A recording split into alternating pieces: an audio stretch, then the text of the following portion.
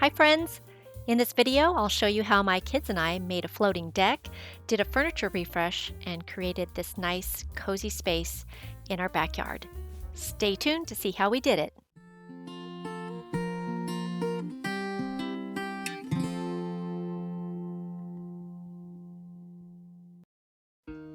Here is our backyard patio area. You can see that there is a slab of concrete that's cracked. We have a pea gravel area that we had our little fire pit in. We had some furniture out here that served its purpose, but it needs a refresh. So my son and I decided to build a 12-foot by 12-foot floating deck. And what we're doing as we're preparing to build this is taking a piece of chalk and marking out where all of the supports will go, the joists will be, the footings will be, so that we have a clear idea of how to center this, how to support it properly. And so we marked everything out with chalk, and then my son started to dig all the areas that needed these footings.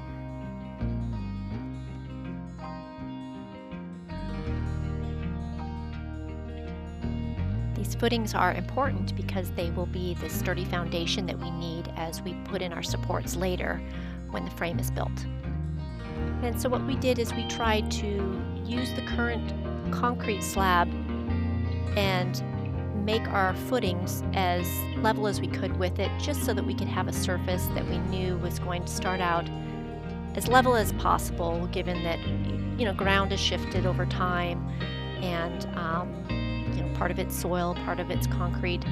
But there was an existing deck here before that we took out that was old, and so we really benefited from the soil that was already there because it was a rocky soil that they had used as part of their foundation for the other deck.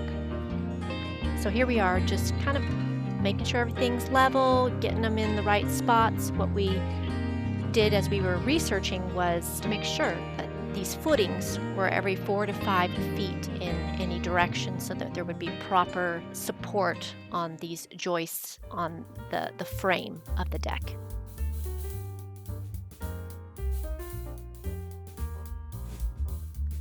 Once all the footings were in place, we filled everything in with the remaining soil and made it all smooth. I didn't film our little fire pit, but we decided to do a little small curved one off the side just to visually look nice, but also still be functional, because we do use that little fire pit to do s'mores. Before we start with our frame and joists, I want to show you this cool hammer.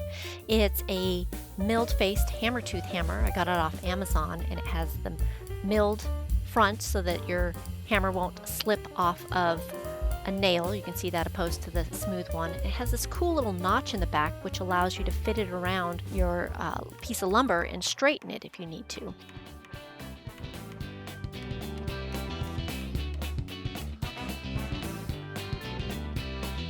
So as we started building this frame, we made sure that our joists were 16 inches apart. That is the maximum you want to have your joists be, especially when you're working with composite wood. This frame is made out of pressure-treated lumber that is 2 inch by 8 inch by 12 feet long. So at this point, this structure is quite heavy, and my husband gave my son a hand so we could get that up against the house. And as you can see, this hammer came in handy. It worked just like it was meant to. Twisted that wood straight so that we could get a really nice corner, and all of our joists were nice and straight.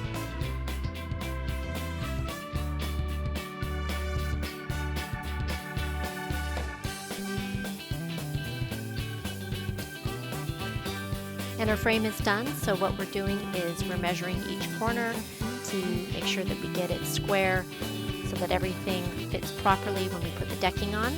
I can measure and remeasure, but I'm also the kind of person who's just very visual, and so being able to do a dry fit and see dimensions and see how tall something is going to be really helps me visualize the completed project. So what we did with the step is we did a dry fit run, see how tall it was, how wide it was, where our joists were going to be, and this also helped me figure out how tall the deck itself needed to be so I could measure everything based on that step. We're now ready to begin leveling this deck, and this corner is the most crucial part of the whole project.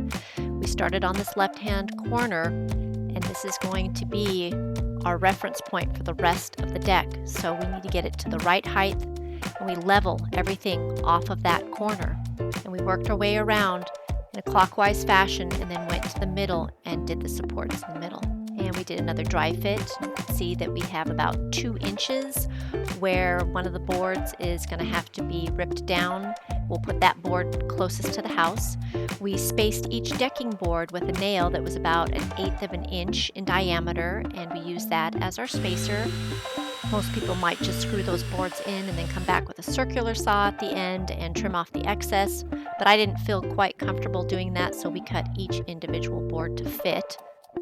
We decided to wrap everything, and you can tell by the step that really just gives a nice clean finished look.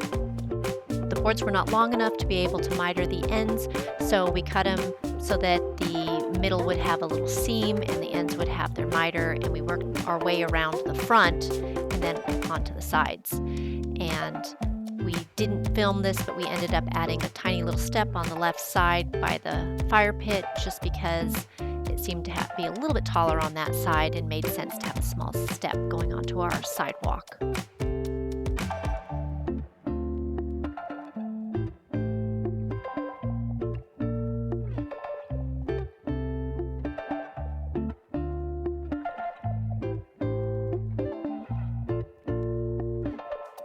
Once the deck was complete, I found this nifty little power wash attachment that hooks up to your hose. Just gave everything a good washing, rinse off. And now comes the fun part, getting all the furniture refreshed and decorating.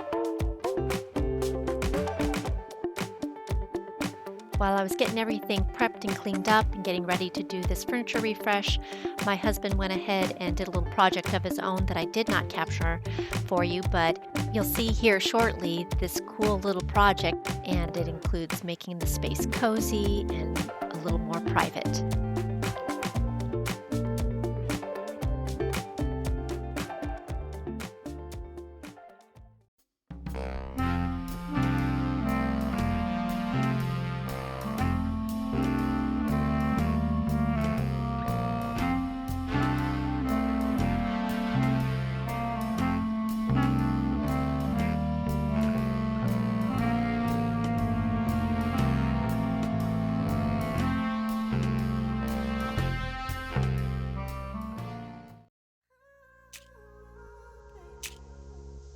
I bought these 2 wicker chairs off Next Door Neighbor for $25. Thought that was a pretty good price.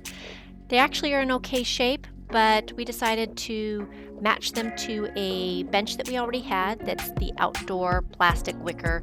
And since these are actual wood, we wanted to make sure that these would withstand the elements outside. So I'm priming them here with all-weather primer, and that'll help us to keep them in good shape. Also, it'll help the new paint to adhere well. As you just saw, the color is limousine leather, and this is a nice neutral black.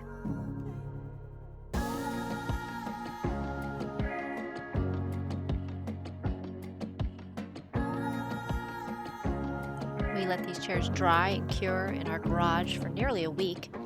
During this whole project of the deck and the furniture refresh, we were battling the elements outside. It was raining almost every day, and we might only work on one of our projects for 15 minutes here, half hour there. The deck, sometimes it was an hour at a time, sometimes it was 15 minutes. So it was a bit challenging from that aspect.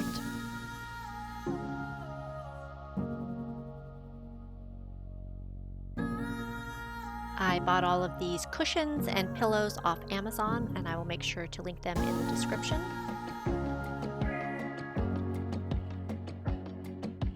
The look I'm trying to achieve here is a modern look, yet a cozy look and something very neutral. So we went with creams and blacks and beiges. The deck obviously is a nice gray that's easy to work with. The rug is also off Amazon. I'll link that as well. And it has browns, creams, and a very dark gray woven into it. Okay, here's what my husband was working on. He put these posts in these planters and filled them up with pea gravel and some big rocks that we found throughout our yard. And the sunshade is from Amazon as well. It is 12 foot by 4 foot. And one of the nice things about this is it gives a nice backdrop to our lights that we are putting up here. And here's part of the lighting kit that I got, and you'll have to piece everything together on your own, but I will link that in the description. It was super handy, and all the hardware that you see on the posts, including the wires, the nuts and bolts and toggles, and gosh, I don't know the name to all of the things that I used, but they're all in this kit, and it was super helpful in putting everything together. So I'm showing you on this little toggle bolt that you want to unscrew it on both sides out fairly far so that when you go to tighten it, you can get a real nice straight line there with your wire.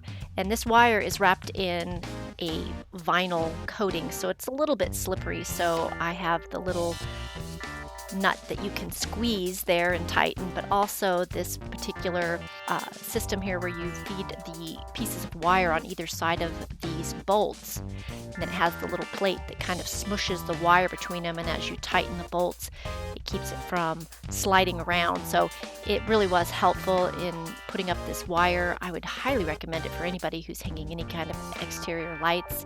It hasn't rusted, it's weathered everything really well, and if it loosens for any reason, you can just twist it again and get those tightened, and it works great.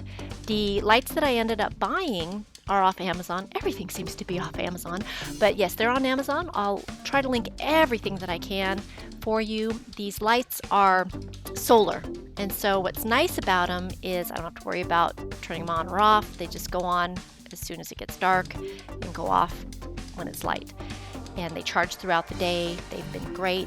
I will say that when it rains, a little bit of the water does collect in them, so you know, that's something that we've kind of dealt with, but it's not a big deal to me. They have that kind of Edison look, but they're a little bit smaller. They light up quite well, but they're a little bit lighter than some of the Edison lights we've had in the past that are just super heavy, and they have the glass bulbs, and these are plastic. And I used little zip ties to just adhere them to the wire, clipped off those little tails, but you can get an idea of this nice little backdrop. And here's the back side, has just a clean look. And here we are with our finished deck. Everything's looking good and sophisticated and yet very calming. And that was really what we're going for, something that's easy to take care of, simple, goes nice with the house, makes the greens of the yard and trees pop, but also a nice little cozy spot. And you'll see here in just a minute what it looks like at night, and we have been using this deck like crazy. It has been just a wonderful spot for our family to hang out in. So glad we did this project. I hope you learned a little something and enjoyed it as well. And I encourage you, go give it a try.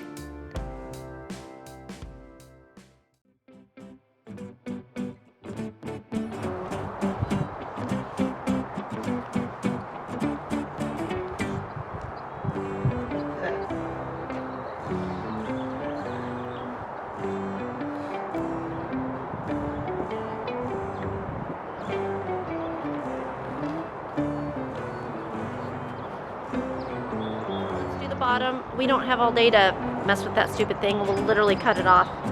It's fine.